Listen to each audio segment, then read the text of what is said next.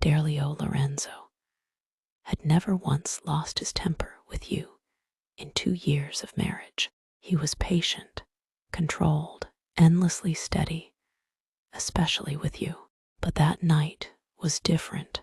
The baby had been crying for hours, not the soft kind of crying, but the sharp, restless wail that drilled into your nerves and wouldn't let your body rest. Your arms ached from holding him, your back burned from standing and swaying, your head throbbed from the lack of sleep that had been piling up for days.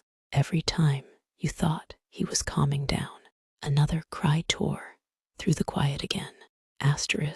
When Daryl finally came home, the apartment lights were dim, the air heavy with exhaustion. He looked just as tired, his suit still perfect, his expression distant, shoulders tight with the weight of a day you knew nothing about. You didn't even greet him properly. You just looked at him with tired, hopeful eyes. "I'm tired," he muttered, loosening his tie, already moving past you. "So am I." You snapped before you could stop yourself.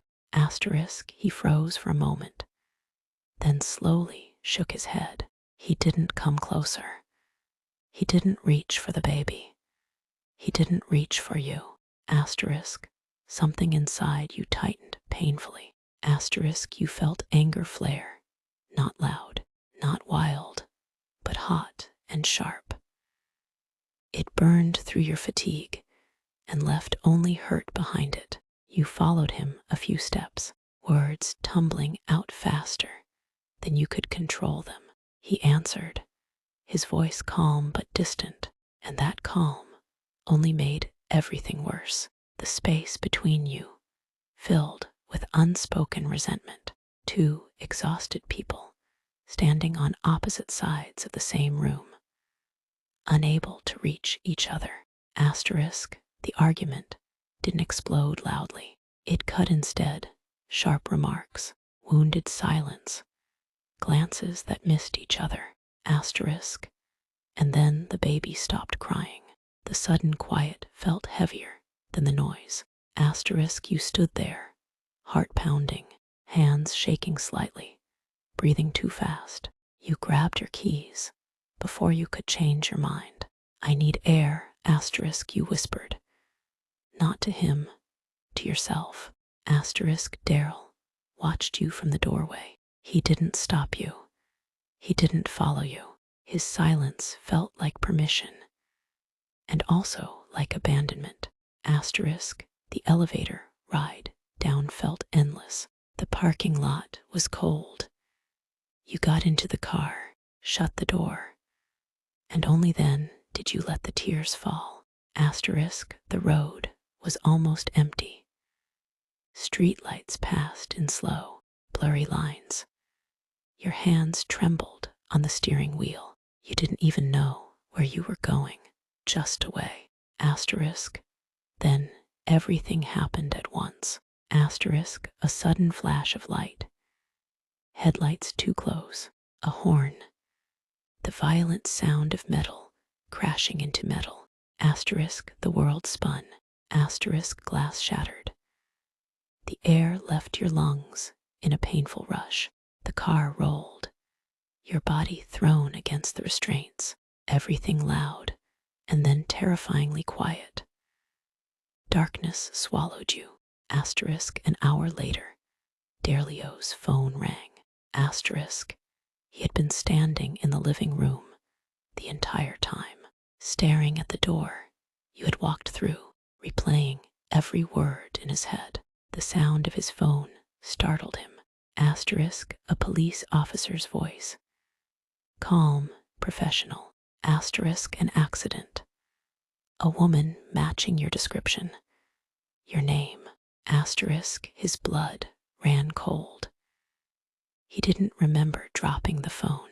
He didn't remember grabbing his coat. He only remembered the sound of his own heartbeat and the terrifying thought that he might have just lost you over something so small, So stupid, so human.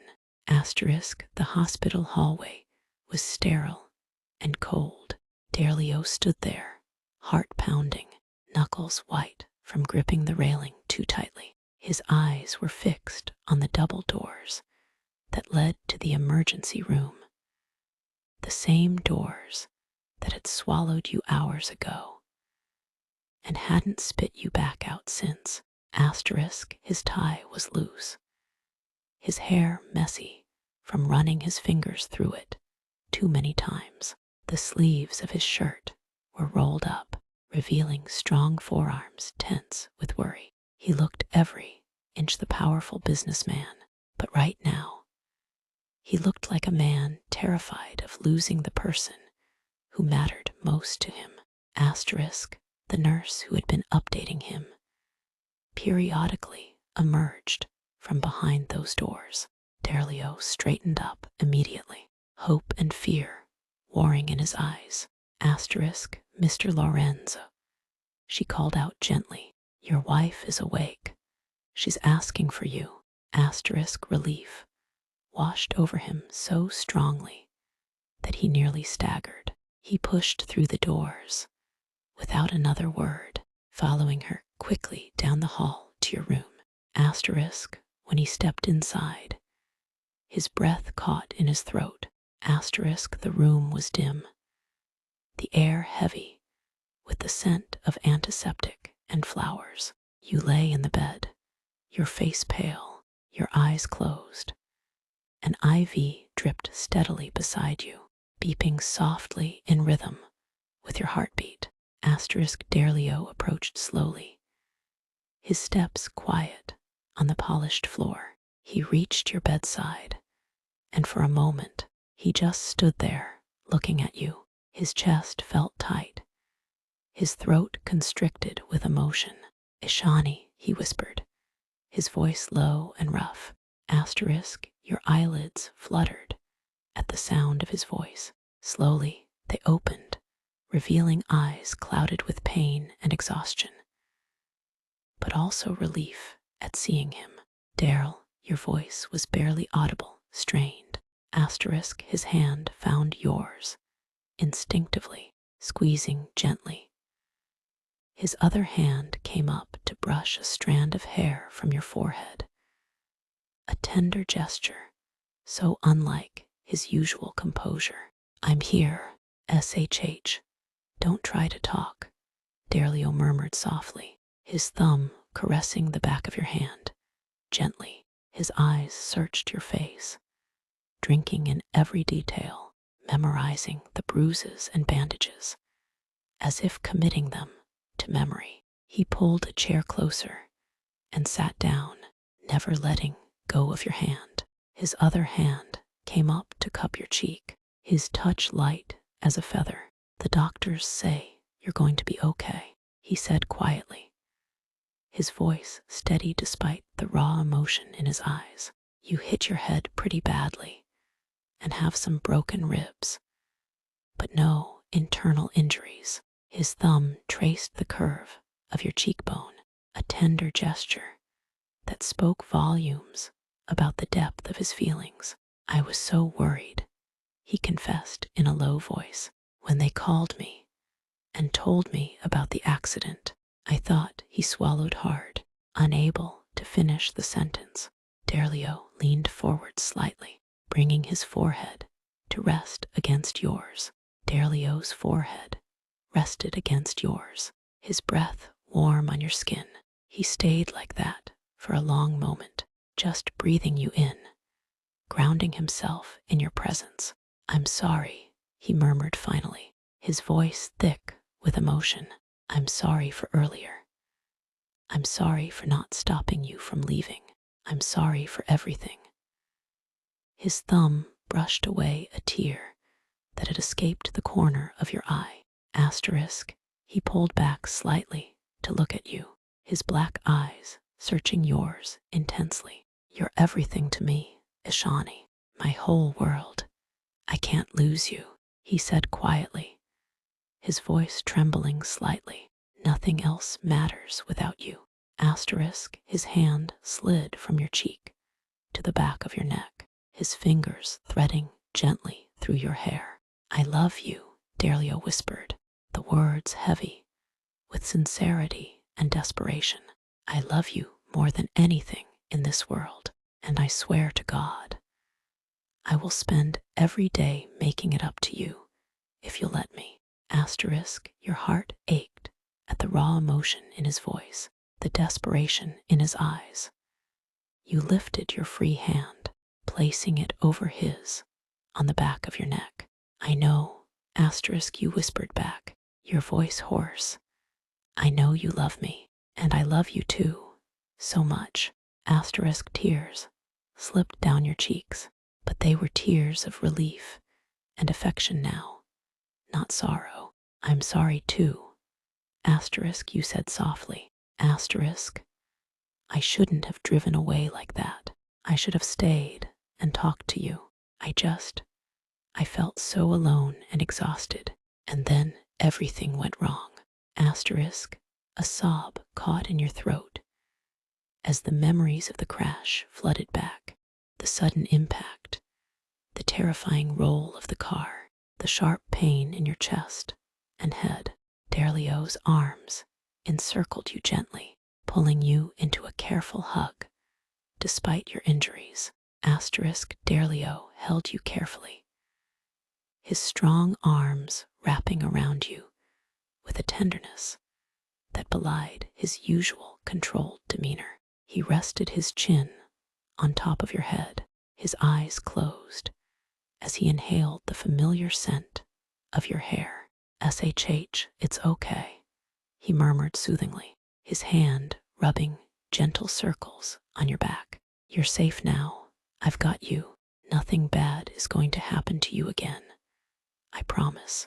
Asterisk, he pulled back slightly to look at you, wiping away your tears with his thumbs. His own eyes were suspiciously bright. I don't know what I would do if I lost you, Derlio said, his voice trembling with emotion. You're my everything, Ishani, my partner, my best friend, my reason for being. He leaned in closer, his forehead touching yours again. I promise you, I'll do better. I'll be better. We'll talk more, listen more. No more misunderstandings, no more distance between us. His hand cupped your cheek gently, his thumb brushing away the last of your tears. You mean everything to me. And I'm so grateful you're still here, that you're going to be okay. Derlio's thumb brushed your cheek gently as he held you, his other hand rubbing soothing circles on your back. His touch was tender, careful not to hurt you further. I'm here now, he murmured softly into your hair. I'm not going anywhere. You don't have to face this alone. He pulled back slightly to look at you, his black eyes searching yours with an intensity that made your heart flutter despite everything. We're going to get through this together, Derlio said firmly. I'll take care of everything, the baby, the housework. You just focus on resting and getting better. His hand slid down to yours, intertwining their fingers. Asterisk, and when you're feeling up to it, we'll talk, really talk, about everything that's been bothering us, about how to make things better. He raised your hand to his lips, pressing a gentle kiss to your knuckles. Asterisk, I love you, Ishani, more than words can express, and I'm so grateful that fate gave me a second chance with you tonight. The sincerity in his eyes was overwhelming. You felt tears well up again, but this time they were tears of relief and love. Derlio's words wrapped around you like a warm blanket, soothing the ache in your heart. I love you too, you whispered, squeezing his hand gently. So much, and I'm grateful for you too, for being here, for caring for me and our family. I don't know what I'd do without you. You leaned into his touch, relishing the gentle pressure of his forehead against yours. For a moment, the pain and fear faded away, replaced by a sense of comfort and security. I'm sorry I ever doubted us, you murmured softly. You're right. We need to communicate better, especially when things get tough. I promise I'll do my part to bridge that gap between us. Your hand tightened around his, a silent vow. We'll get through this together, you said firmly, repeating his words back to him, just like we always do. Derlio's eyes softened at your words, a small, relieved smile tugging at the corners of his lips. He leaned in and pressed a gentle kiss to your forehead, his lips lingering for a moment. That's all I want, amore mio, he murmured against your skin, to face everything together, side by side. No more misunderstandings, no more walls between us. He pulled back slightly to look at you, his thumb brushing lightly over your cheekbone. His gaze was warm and tender, filled with love and gratitude. You've given me so much, Derlio said quietly. A family, a home, a reason to be more than just a successful businessman. You've shown me what it means to truly care for someone else, to put their needs above my own. His hand slid down to rest on your belly, gently covering the small bump that housed your growing child.